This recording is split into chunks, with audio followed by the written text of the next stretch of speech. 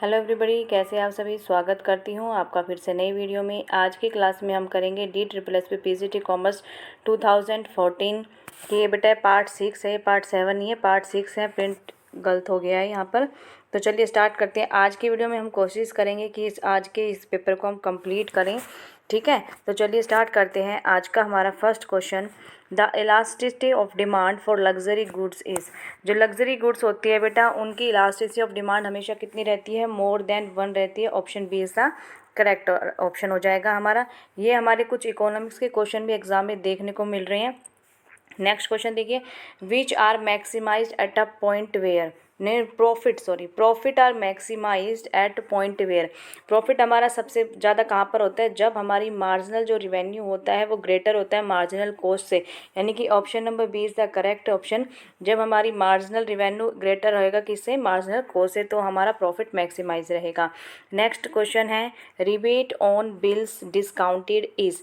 जब भी हम बिल को जब डिस्काउंट करते हैं रिबेट पर, तो वो हमेशा याद रखना वो क्या होती है? Income received in advance. क्या होती है? Income received in advance. Next question देखिए, balance of payment can be made favourable if. देखिए बैलेंस ऑफ पेमेंट ये भी हमारे इकोनॉमिक्स का क्वेश्चन है कि ये फेवरेबल कब से होता है। देखिए जब हम एक्सपोर्ट करेंगे, इंपोर्ट करेंगे, डिवैल्यूएशन ऑफ मनी या ए एंड सी बोथ। देखिए सबसे पहले एक्सपोर्ट करते हैं तो हमारा क्या होता है? हमारे देश से चीज़ें बाहर जाती है तो देश में फॉरेन करेंसी आती है। जब हम इंपोर्ट करते हैं तो हमारी करेंसी दूसरे देश में जाती है। तो बैलेंस ऑफ पेमेंट इसमें फेवरेबल की बात पूछ रहे हैं, तो एक्सपोर्ट तो हो जाएगा। इसके साथ devaluation of money, devaluation of money भी ये फेवरेबल कंडीशन में आता है कि इसमें हमारे बैलेंस ऑफ पेमेंट में, तो ऑप्शन ए एंड सी सा करेक्ट ऑप्शन हो जाएगा हमारा। नेक्स्ट क्वेश्चन देखिए, which one is not an important objective of financial management. Financial management का इंपॉर्टेंट ऑब्जेक्टिव नहीं है। Profit maximization, wealth maximization, value maximization या मैक्सिमाइजेशन ऑफ सोशल बेनिफिट्स। तो सोशल बेनिफिट को मैक्सिमाइज करना हमारा एक इम्पोर्टेंट ऑब्जेक्टिव नहीं है किसी भी मैनेजमेंट, फाइनेंशियल मैनेजमेंट का।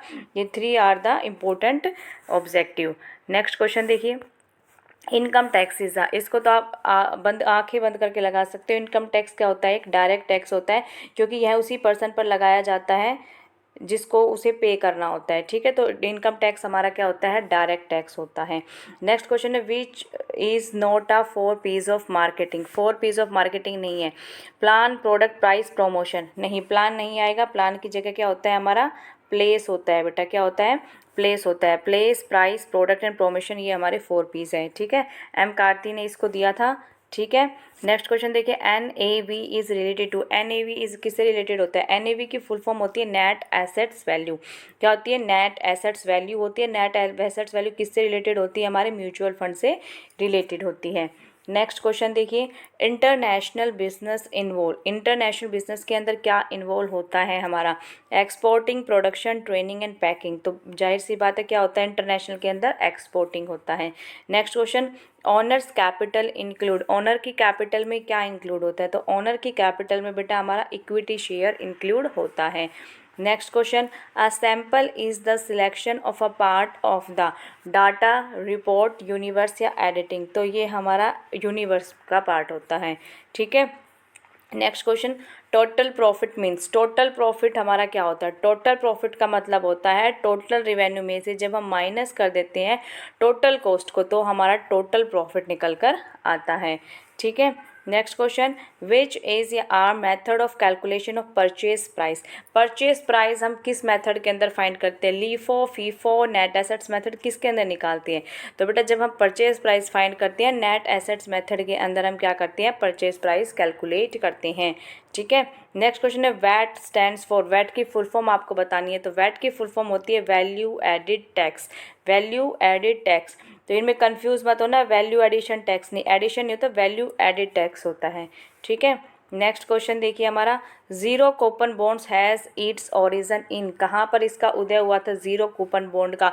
तो इसका बेटा US सिक्योरिटी मार्केट के अंदर इसका उदय हुआ था। नेक्स्ट क्वेश्चन देखिए, स्वेट इक्विटी इज। इसके 4 ऑप्शन दे रखे, 4 दे रखी है 4 चीज़ें, उनमें से आपको बतानी कौन कौन सी राइट है। जो स्वेट इक्विटी शेयर्स को होता है a new class of equity shares, बिल्कुल गलत। इक्विटी शेयर्स की ये नई क्लास नहीं होती है। Issue to the employees and director, yes ये बात सही है। Issued out of the class of equity share already issued by the company, ये भी बात सही है। फोर्थ है issued to the investors also, नहीं, इन्वेस्टर को इसको हम नहीं करते, ठीक है। तो option number second and third यानी कि ऑप्शन ए हमारा करेक्ट ऑप्शन हो जाएगा।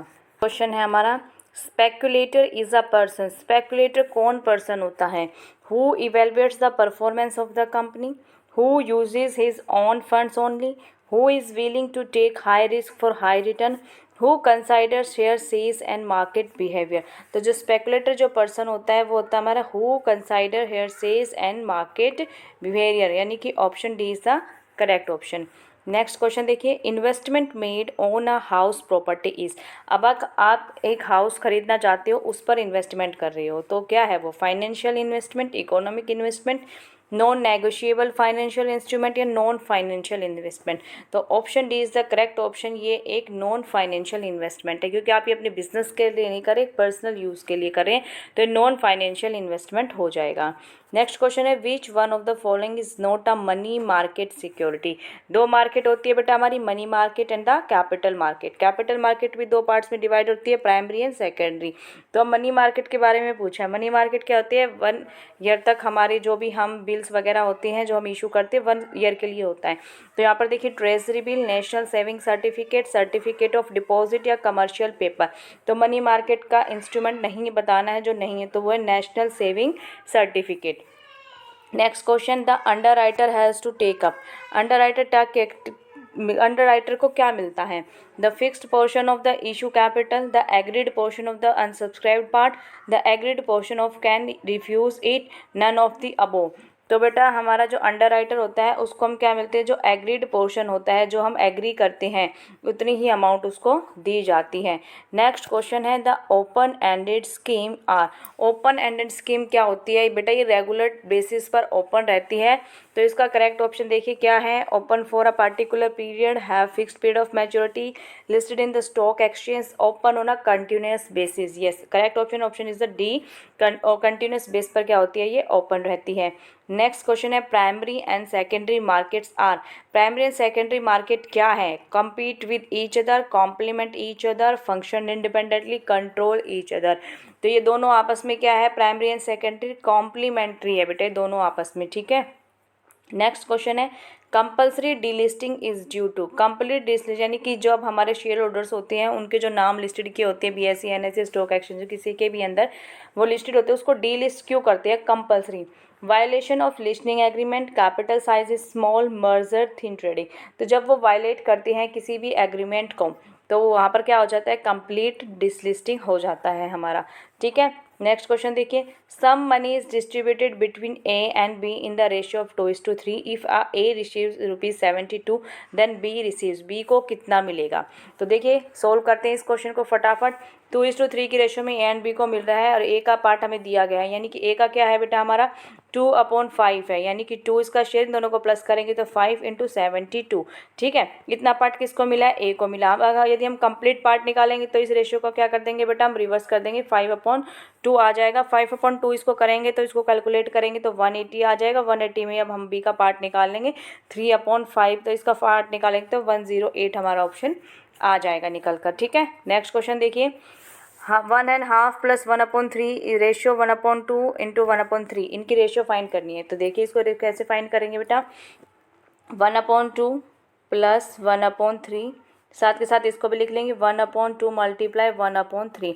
इन दोनों का अब हम LCM लेंगे तो 6 निकल कर आएगा, ठीक है।